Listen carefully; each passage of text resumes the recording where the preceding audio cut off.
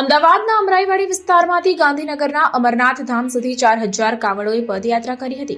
કાવડ યાત્રાનો પ્રારંભ કરવામાં આવ્યો। કાવડ યાત્રામાં સામેલ ભક્તોએ 7000 કળશ સાથે આ પદયાત્રા યોજી હતી। કાવડ યાત્રા દરમિયાન કાવડો પર ડ્રોનથી 25 કિલો ફૂલોની વર્ષા કરવામાં આવી।